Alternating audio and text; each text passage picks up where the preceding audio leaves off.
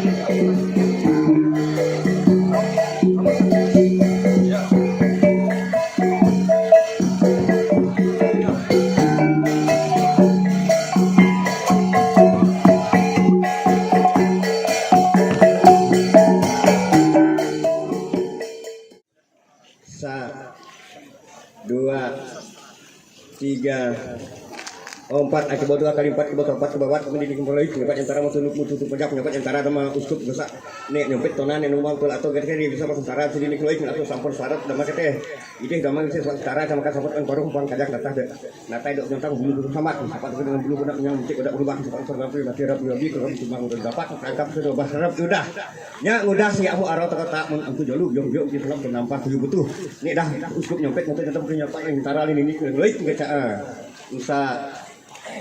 Dua, tiga, empat, lima, enam, tujuh.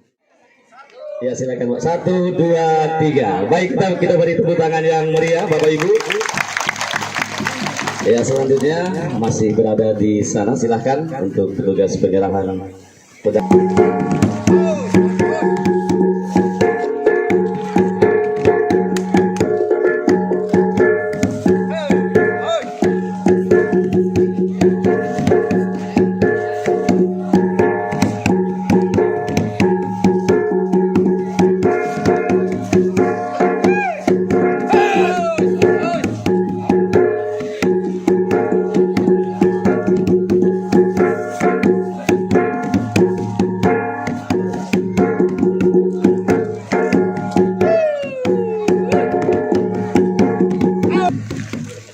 Iya, baik, penyerahan pedang kepada Bapak Uskup, silakan Bapak Uskup diambil. Untuk selanjutnya Pancong Mulu Muda dipandu lagi oleh Pak Lato. 1, 2, 3.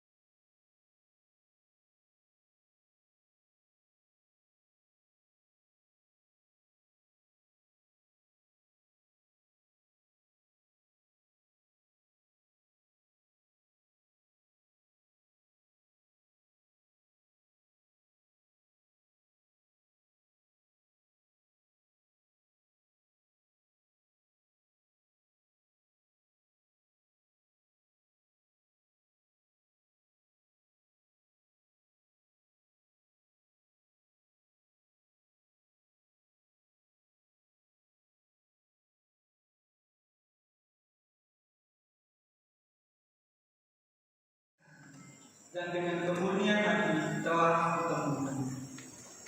Sejak awal mula bukan saja kedua, tetapi juga bagi dirinya sendiri.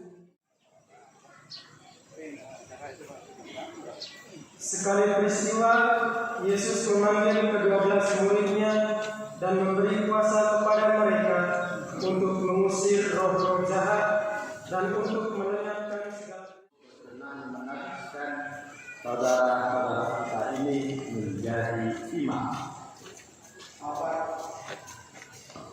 Apakah menurut pastor saudara-saudara kita ini pantas setelah penyelidikan di kalangan umat dan berdasarkan rekomendasi orang-orang yang terlibat dalam pembinaan mereka? Saya bersaksi bahwa mereka ini telah dianggap pantas. Dengan bantuan Allah Bapa dan penyelamat kita Yesus Kristus, para calon ini kami pilih untuk ditahbis dan menjadi imam. Syukur kepada Allah.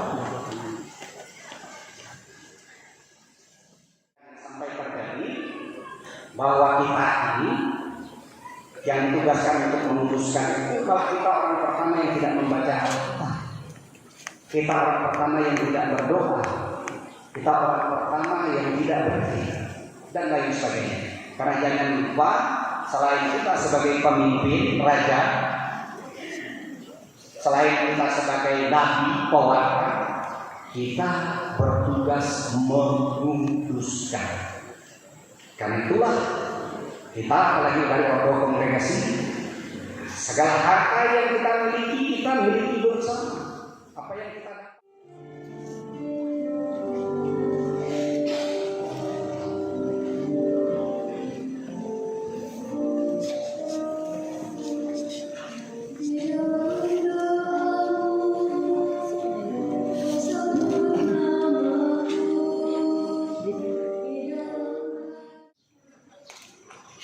putra-putraku yang terkasih, sebelum saudara memberikan diri dihabiskan menjadi imam, saudara harus menyatakan di hadapan umat niat untuk mengemban jabatan ini.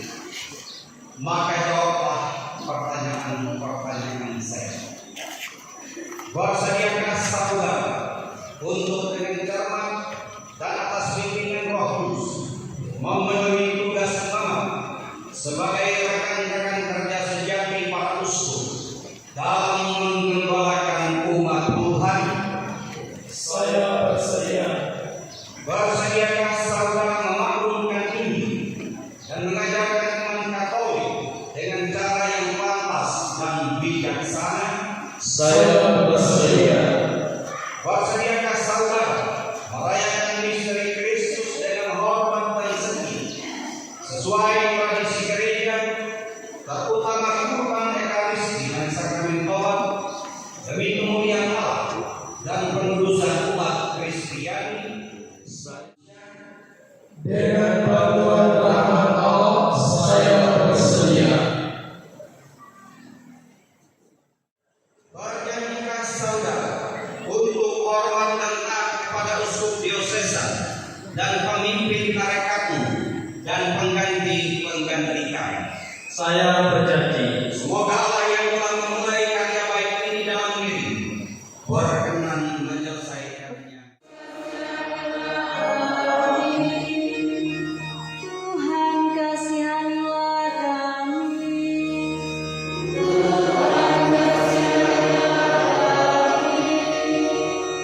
Santa Maria Bunda Allah,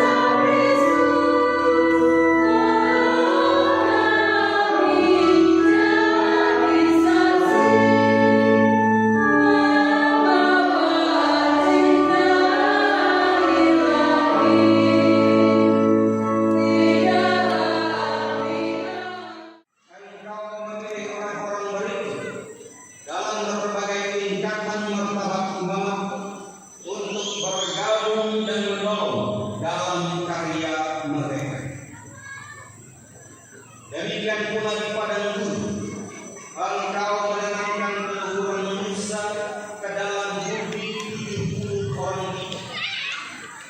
Dan dengan bantuan mereka, ia telah memimpin umatmu dengan lebih mudah. Dengan cara yang sama, engkau mencurahkan ke atas putra-putra Harun kuasa berlimpah dari bapa mereka, untuk mempersembahkan kurban di bait suci sebagai bayangan karunia-karunia yang akan datang sesuai dengan hukum imam. Semoga mereka bersatu dengan kami dalam memohon belas kasihan-Mu bagi umat yang dipercayakan kepada mereka dan bagi seluruh dunia.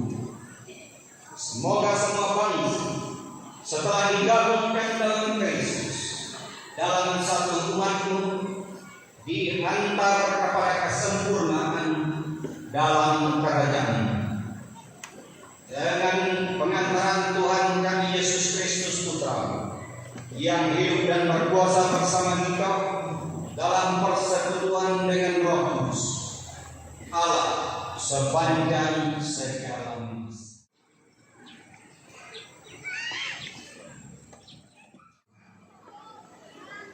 Damai bagi dan bersama Roh Allah.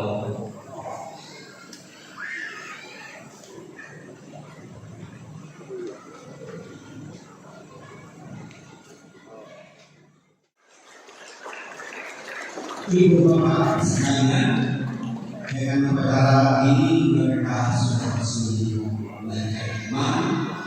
Selamat datang dalam hierarki para imam gereja dan selamat bertugas. Mari para pastor kita menyelaminya.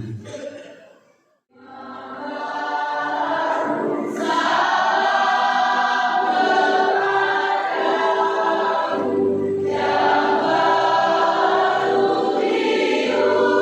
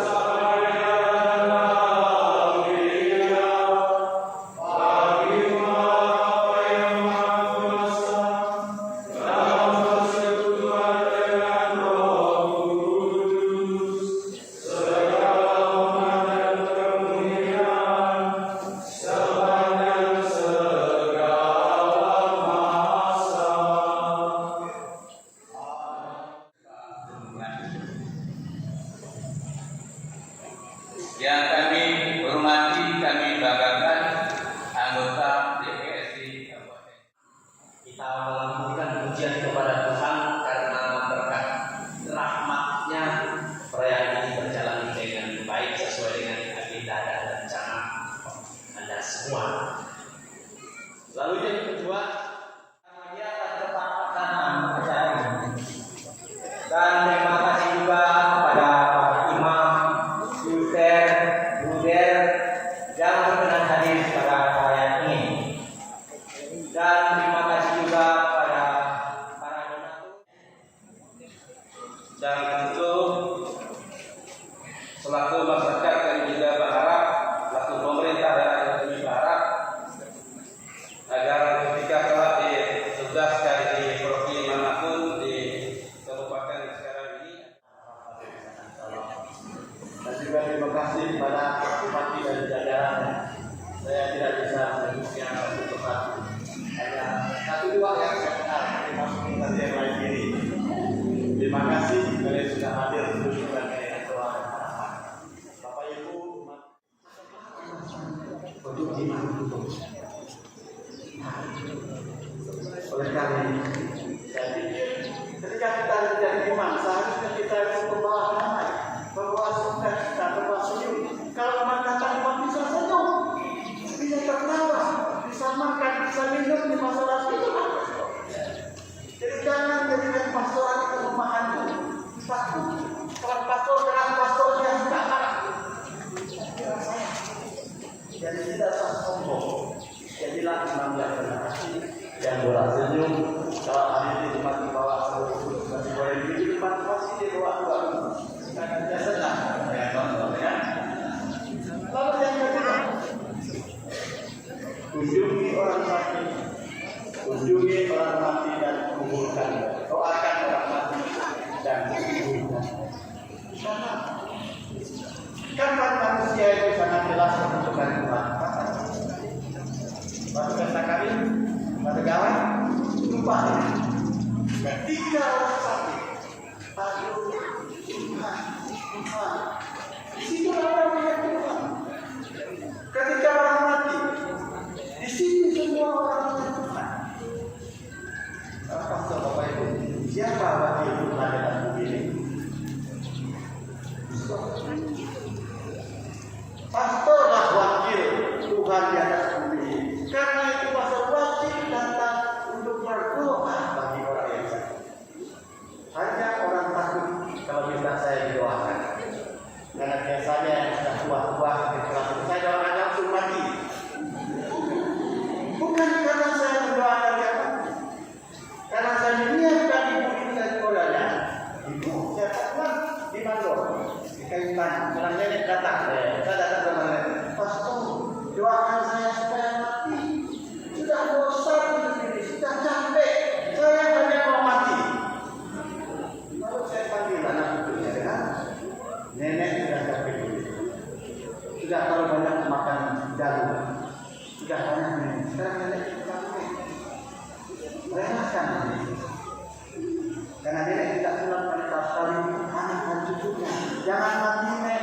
90 tahun capek, kembali 2 tahun. Kenapa harus doakan supaya dia sehat kembali umur panjang?